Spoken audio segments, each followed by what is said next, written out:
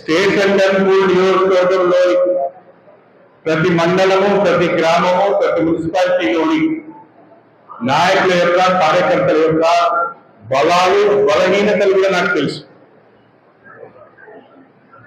తప్పకుండా ఎవరు అవకాశాలు వచ్చినా రాకుండా పార్టీ కొరకు పనిచేస్తారు. రేపు వాళ్ళకి అవకాశాలు ఇవ్వాల్సిన అవసరం వస్తుందని గుర్తించే విధంగా మీరు పనిచేయాలి.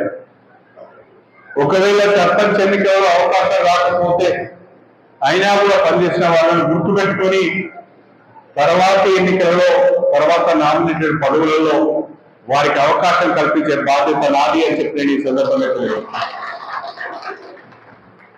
ఎందుకంటే ఎక్కువ మంది పోటీ పడుతుంటారు.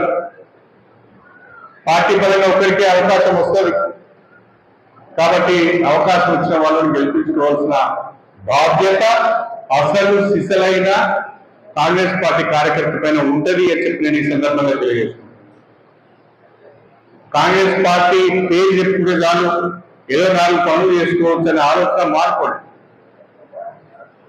పార్టీ అధికారంలో ఉంటేనే బ్రతుకుదేరి ఉంటుంది. పార్టీ అధికారంలో ఉంటేనే 4 పనులు చేయొచ్చు, గ్రామంలో ఇంత మంచి పేరు తెచ్చుకోవచ్చు అనే ఆలోచనతో పనిచేస్తే పార్టీ బలంగా ఉంటుంది అని చెప్పి కూడా ఈ సందర్భంగా తెలియజేస్తుంది. మనం ఈరోజు గ్రామ పంచాయతీ ఎన్నికలకు పోయినప్పుడు ప్రతి గ్రామంలో కూడా రాష్ట్ర ప్రభుత్వం చేసిన అభివృద్ధి కార్యక్రమాలు చెప్పొచ్చు. స్థానికంగా ఎమ్మెల్యే చేసిన అభివృద్ధి కార్యక్రమాలు చెప్పొచ్చు. ఎంపీ గారు ఇచ్చిన నిధుల గురించి కూడా మాట్లాడుకోవచ్చు.